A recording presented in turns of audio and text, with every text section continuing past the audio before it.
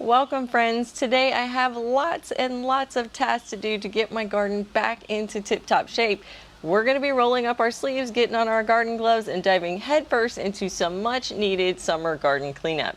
If you watched my June What to Plant monthly video, well, this was the special tip to take away from that month to really get things cleaned up in the garden. So I'm going to take my own advice and get everything organized. Keep in mind that it is very hot out here.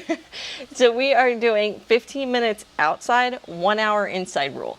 That means I'm gonna break all the cleaning into quick 15-minute tasks so I don't get overheated. I'm also spreading this out over the whole entire week. So come hang out with me and I'll share with you all the little tips and tricks I have for getting organized in the garden. First thing we're going to get started on is up-potting some plants. So I have some trees, actually. Some are, well, I think most of them are edible trees in different forms. Some are medicinal, some are fruits, some are leafy greens, and I need to get them up-potted. Because if you can see the one in the background there as I'm poking holes in the bottom of this pot, that pot is very small for a plum tree of that size. So I need to put it in one of these like half barrels. I found these at Lowe's and I absolutely now adore these pots. They are big, they've got good drainage, and they just look really pretty. So the first thing I'm going to do is I'm going to get some soil in here. I use lots of different kinds of soil. I try to stick with the organic, but really it's whatever Home Depot or Lowe's has at that moment. So this one I'm using a Kellogg's brand. Later on I think I'm going to switch over to a Miracle-Gro organic. Whatever you have availability is what's going to work. I'm putting the pot in place now because once the tree gets in there and once the rest of the soil and then I water it, it's going to be super, super heavy and I would probably have some trouble lifting it. So I like to put it in place where I'm doing it at. The other thing I'm doing right here is I'm cutting off a lower, I think they're called water sprouts or side shoots or something. They're actually, the tree is growing from below the graft line. So this is a grafted plum tree and it has some growth that's happening at the bottom. You want to get rid of that, whether it's in the ground or in a pot. Anytime that you have some growth happening at the bottom of the tree like that, you want to clip those off, because otherwise what you're going to have is the tree is going to start producing from the root stock. Generally on grafted trees, the root stock is a different variety than what is growing at the top. So if you allow that sprout to continue to grow, it will actually produce a different kind of plum. And you might think, hey, that sounds good, 2 different kinds of plum on the same tree. Yeah, well, generally root stocks are picked for their ability to grow in our soil and not so much for a good variety. It may be completely unproductive. It may actually taste really bad. It might have diseases. So the rootstock needs to stay underground and you need to cut off any of the sprouts that happen. And then the top part is what we want to grow. And so now I'm going to just water this in really good. And I'm going to keep watering it until I can see some water coming out from the bottom, because all this soil is super, super dry. Now these 3 other trees I have here, and some are very, very small. I guess you could call them plants, but they will eventually become trees. The first one closest to us, that is a moringa, and we use that to make a moringa powder, which is kind of like a vitamin. They are known as a vitamin tree, which I think is really cool. The one right beside it there is this sweet almond. This one is not edible, actually. This is a sweet almond is not an actual almond tree. It is a like good smelling tree. It just smells really pretty. It's very fragrant. And then the one that you could barely see in the picture there is called a vitex, and this is another medicinal plant that you can use. You can take the leaves off and the flowers and stuff and dry that and mix it into capsules or into your tea and introduce it into your diet. Now the vitex, I believe, I'm learning more about it, but the vitex is really known for its help with female vitamins. So it helps with premenstrual syndrome, it helps with hormone imbalance, with menopause, those kinds of things. So that tree is for me. And my husband is a big fan of the moringa right here. And so it is, I will warn you that the moringa has a horseradish spicy taste, and you guys know we don't like spice. So what we usually like to do, so that way we don't have to taste the spice, is we'll buy capsules, just some empty capsules, and we'll take the powder, we'll take the leaves, we'll dehydrate them and blend them into a powder, and just like I do with my seasonings, and then we'll put those into capsules, and then you can just swallow the capsules and you don't have to taste the spiciness of the leaves. But if you like spicy, it could be great into, like a chai tea, or if you take other things like fire cider as a medicinal and you take shots of that, you could sprinkle it in with that. You can put it in with your food. You don't have to put it in with a drink. You could just mix it with water as well, whatever you like. So I'm doing these the exact same way that I did the plum. So I put a little bit of soil on the bottom. I moved them out of their original pots. I didn't have to really tease the roots here because I do really try very hard to get to up potting my plants as quickly as I possibly can, so that way they don't get root bound. But if they were root bound, you would want to kind of massage the bottom of the plants so that way you can massage those roots from doing that winding motion that they do. Like I said, none of these had that going yet, because I do try to keep up potting them as frequently as possible. And the easiest way to know that your plant needs to be up potted is kind of look on the bottom where the holes of your pot are and see if you see any roots. If you even see the tiniest amount of roots, just hair-like things coming out of those little holes, or you can see them if you look inside the holes on the bottom, it needs to be up potted. That is usually my indicator that it's ready to be up potted, is if the roots have made it to the bottom. So now we're just gonna bring these guys back into the pool area, my lanai. This is where I'm keeping them right now until I can figure out their forever home. I still got a lot more research to do on these guys. I know that they like it right here because they've been sitting here and they seem to be healthy. So I'm just keeping them here for the moment, but in the future they need to go in a permanent spot, and I've got to figure out where that's going to be. And I need to understand like what their requirements are: soil, sun, nutrients, and so I need to figure that out before I figure out their forever home. And I just haven't had a moment. I'm putting these little trays underneath them because this does help collect some water. I've noticed that the moringa seems to be a pretty thirsty plant. And it's not supposed to be. It's supposed to be super drought resistant, but this guy has been really thirsty for me. And the other two, the sweet almond is a really thirsty plant. The vitex is just super easy, just a super easy plant. It has not wanted or needed anything from me. It just has done really well. But the other two have been a little bit on the thirsty side. So I'm watering them in really good, and we're gonna leave them here for now. The other thing I did was I put in my backyard natives, and I do have two plants that are climbing or vining plants. The one that we see here is the coral honeysuckle. It's in the back of this pot.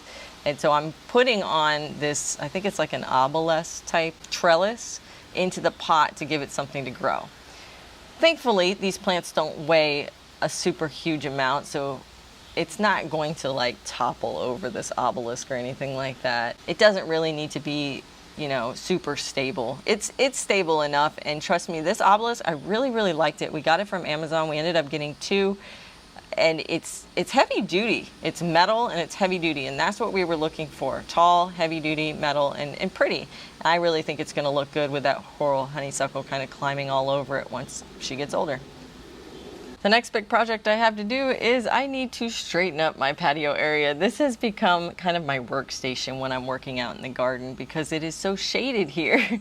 You would think that I would do it in my shed, but my shed gets super hot during the summer, so it ends up bleeding out into my patio space. And we have company coming over. My mom and my sister like to come over for our weekly dinners that we have as a family, and they like to swim in the pool. So I need to get this place cleaned up so that it's not such a wreck. So the first thing I'm going to do is I'm going to find all the stuff that actually needs to go in its place. And I have different organization in my shed, and these need to go back into their place. It's just random things that I've been using over the last probably 3 months that just never made its way back in there. And here are those pots. I'm using those as like a container, but I bought a bunch of these. I probably have 8 of them. That's how much I love these pots from Lowe's. So I'm going to take these out to my shed, and I'm going to put all this stuff away.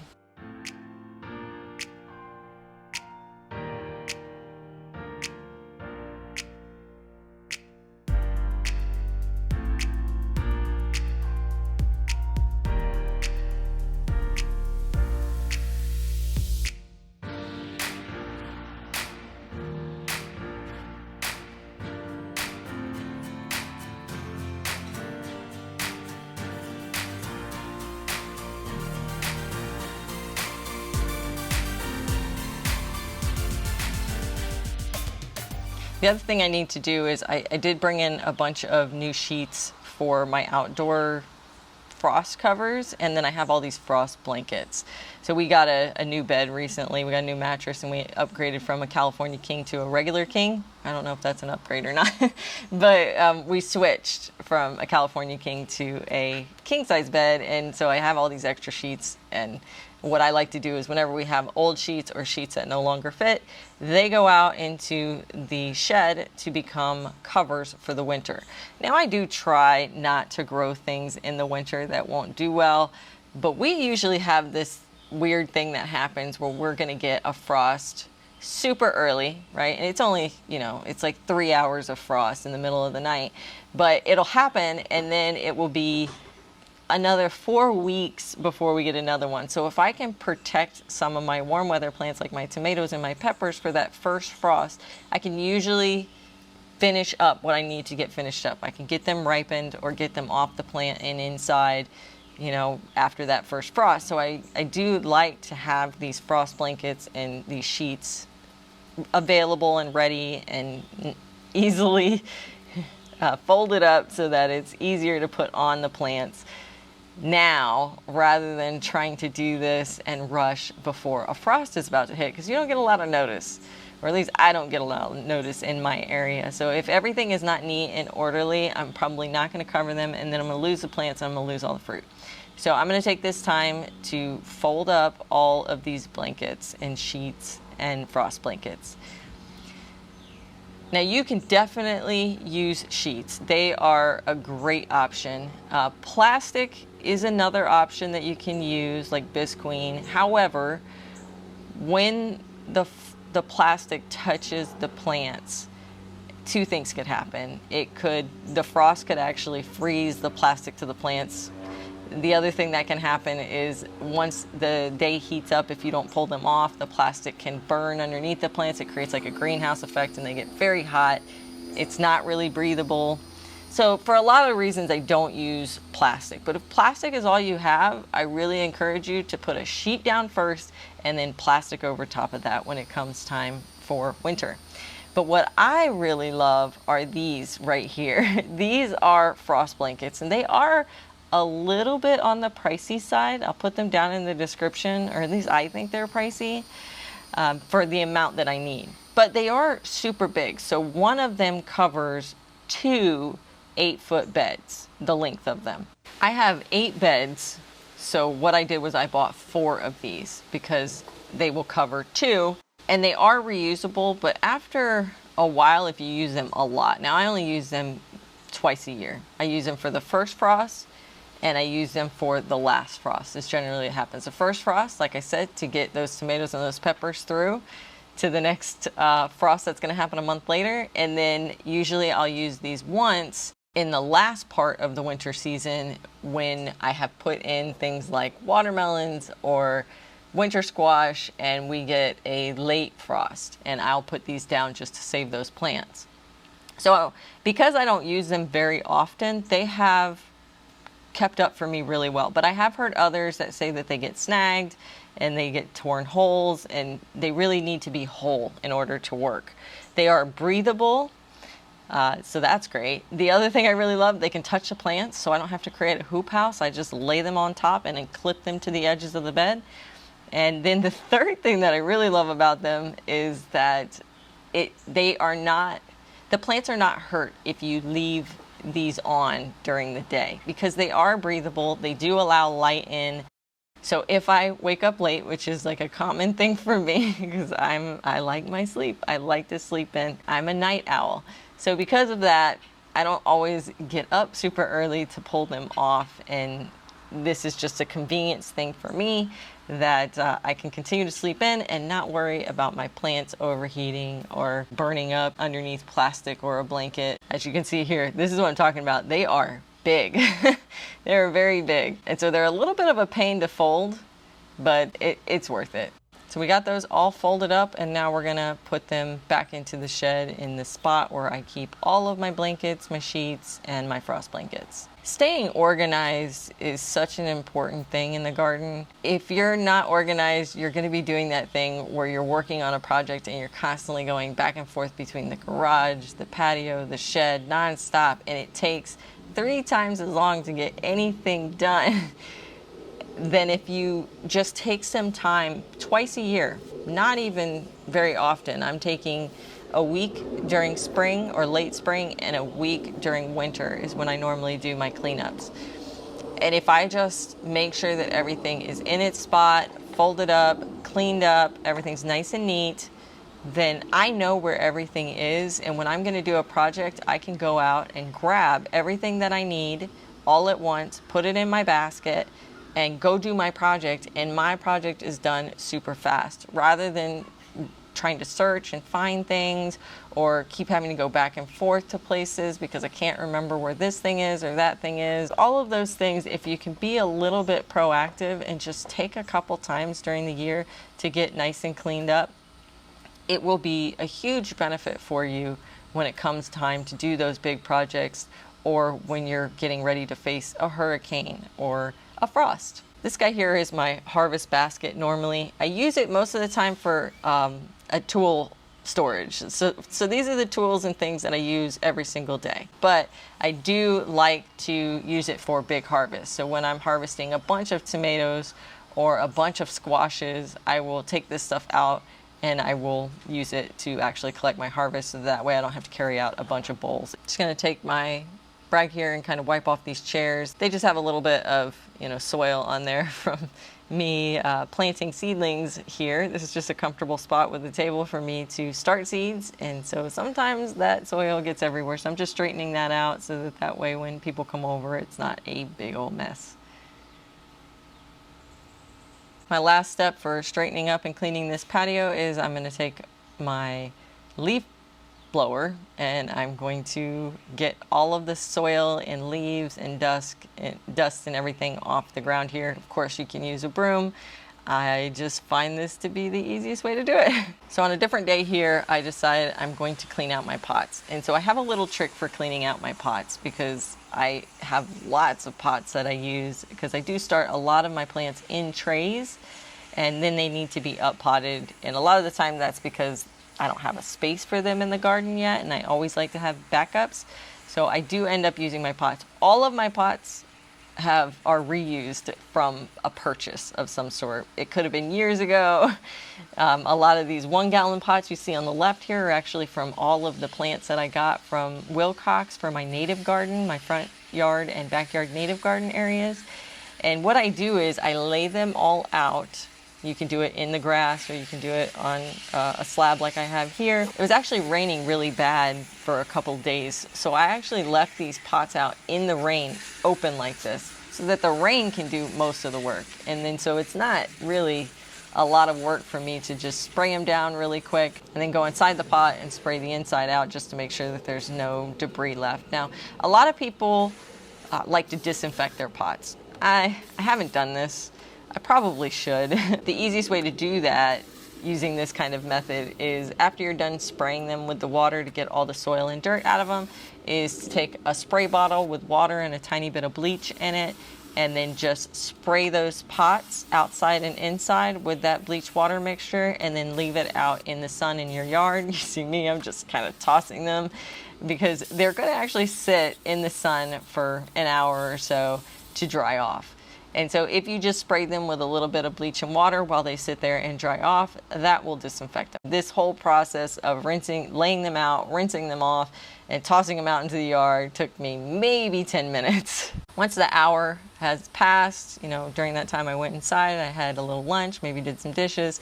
I waited for that hour to pass to get dried by the sun.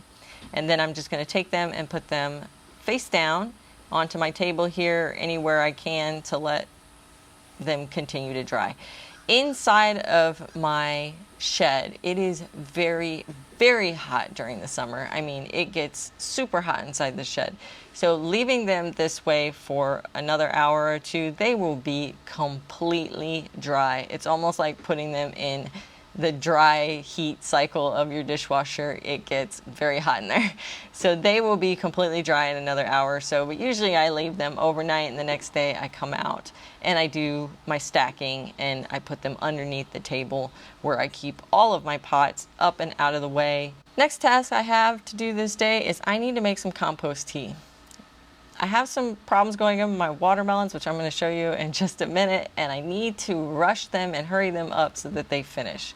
So the way that I can do this is by giving them lots of extra nutrition. And you can do that with fertilizer. You can do that with fish fertilizer, liquid. You can do that with granular, whatever you like. But I have found that there's something about a compost tea that the plants really like, and it really pushes them and gets them healthy really fast. So I'm taking some of my compost out of my compost bin here. This one is just about done, but there's some parts that still are needing to break down, but that's okay because most of what's in here is already broken down. And so I'm going to put that into a bucket. I'm grabbing 3 or 4 shovelfuls of the compost, and I'm going to come over to my rain barrel and I'm going to fill it up with water. So for every 5-gallon bucket, it's 3 or 4 shovels of the compost, and then fill the 5-gallon bucket up with water, and I stir the entire time while it's filling. When I've seen other people make compost tea, they have used aeration devices, kind of like the stuff that is in a fish tank, to add air to the water, and I think that that is super helpful because it's always keeping the water moving. But I don't have something like that, so I'm doing it the old-fashioned way, which is I'm using like an old PVC pipe here, and I'm just using it as a stirrer. I'm going to set this off to the side, and you really want your compost tea to ferment for 24 to 48 hours. So every time I come out to walk the dogs or just go check on the garden, as I walk by here, I'm going to go over to my compost tea. I'm going to take my PVC pipe and I'm going to stir it up. And that's just going to add that aeration that pump would have done had I had a pump. But since I don't, I'm using the manual way. I'm going to stir it. Takes a minute, maybe 2, and then I leave it. So then after the 24 or 48 hours have passed, all you have to do is pour off the liquid portion into a watering can and then just water your plants with it. I usually take the top off my watering plant because there's so much dirt and sticks and stuff from the compost in the compost tea that it will clog up the top part with the holes. So I take that off and I just water to the base. With everything that's left in the bottom of the 5-gallon bucket, which will be a just really kind of muddy compost mix, I just pour that into my beds. I just take all that dirt and muck and just put it into a bed. Besides all my equipment cleaned and organized, I've started the task of clearing out my beds. The first bed I had to work on took so much time. This one is one of my watermelon beds before I tore it out. I noticed that there was kind of a disease spreading, and it was spreading very fast. I have been spraying with a hydrogen peroxide, but this one came on pretty aggressively. My last ditch effort was pretty much stripping all of the leaves off, spraying it every other day with the hydrogen peroxide, and turning off all the watering to this bed just to see if I can get these last few watermelons to ripen. Mainly that one really big one right there. That is just so close. I also made the tough decision to go ahead and clear the tomato bed. They were still producing for me, which was really a shock given how far we are into the season and how hot it is. They have had a little bit of blight, but not terrible. We've had several days of cloudy weather and the flowers started setting fruit again, which was shocking at these temperatures. Honestly, the decision to pull them was mainly because the leaf foot bugs. I went from killing 1 every couple of days to killing 5 a day, and that's just the ones I could catch. They were really going after the tomatoes, and with how wild I allow my tomatoes to grow, it was getting out of hand. So I made a compromise and I pulled all of the big tomatoes, but I left 2 plants, my red currant tomatoes. Well, 2 reasons. They're, number 1, my favorite flavor tomato. So good. And because they are so productive and quick to ripen, the bugs don't really affect the yield at all. I still have to clear the corn bed, and I have 2 other watermelon beds, but they're still doing okay. So I'm waiting for those to finish up before we get those gone. The last cleanup task I have to do is I need to take everything out of my arrow gardens.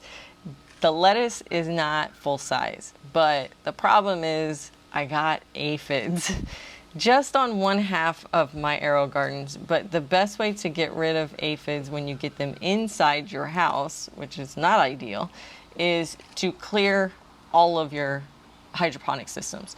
So regardless if the plants are grown or not, I'm pulling them all out before this infestation becomes a bigger problem.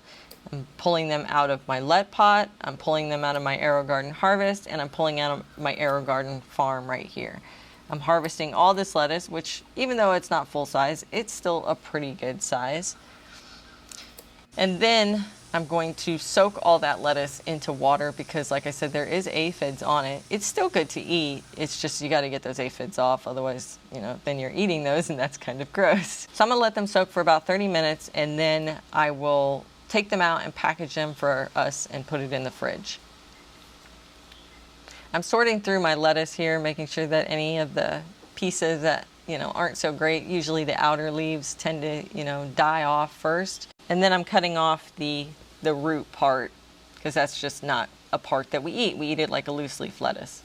Once the lettuce is in the sink to start soaking, I'm going to actually tear apart the rest of this arrow garden. I'm taking all the roots out of the pods because I need to clean everything, because otherwise those aphids are going to continue to live in there. So everything needs to be cleaned really, really well. The pods, the trays, the entire system needs to be wiped down. Everything needs to be cleaned off. And then I usually leave them empty for between 2 and 4 weeks just to make sure that if there is any population that's still living that I have not been able to find or clean off, they die out before I grow more things in my arrow garden. I'm just using soap and water to clean this into the sink, but you got to make sure that you're cleaning the tray, you're cleaning the outside of the machine, you're cleaning the inside of the machine.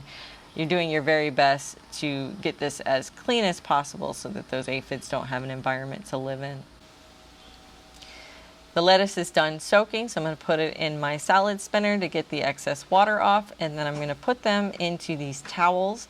This is the way that I love to preserve my lettuce in the fridge so that it lasts a really long time. Lettuce, it will last 3 or 4 weeks like this. So once you put it through the salad spinner, I take some towels to dry off the excess water, and then I take a paper towel and roll it out, and then I put a single layer of lettuce onto the paper towel, roll it up into the paper towel, and then put it in a plastic bag. And this is crazy. It just shocks me. This works with regular grocery store lettuce too. So not necessarily, I don't think like the bagged stuff it would work really well with, but if you buy a whole head of romaine or a whole head of like the leafy green lettuce that you see, and you cut it and you soak it and then you use a salad spinner and then wrap it in a single layer on a paper towel, it will last a really long time compared to the bagged lettuce, or if you just keep it as a whole head. Everything I used in the video today, I'll add links to the description below in case you want to pick up some of these. I hope you enjoyed spending time with me today. I really enjoyed hanging out with you. Don't forget to hit that notification bell below. You'll be the first to know whenever I release a new video packed with gardening tips, tricks, and inspiration. So go ahead, give that bell a little tap, and let's stay connected. If you want to watch a couple more of my videos, I'll pop them up right here. You can check those out between now and my next upload. Happy gardening, guys.